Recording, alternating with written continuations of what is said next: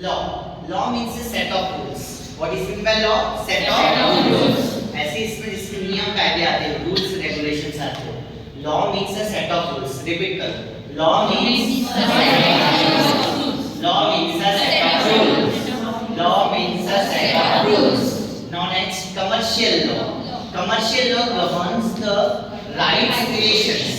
आपके rights को, आपके relations को govern करता है. And the conduct of people को conduct चलाता है और businesses को, and businesses involved in a commerce. तो काय में involve हो?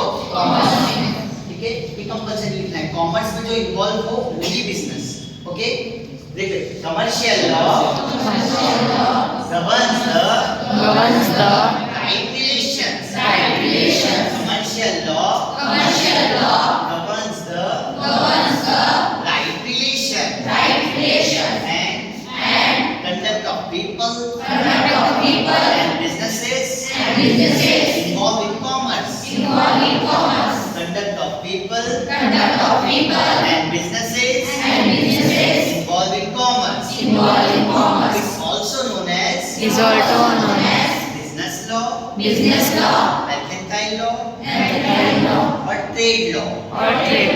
Business law, mercantile law, trade law.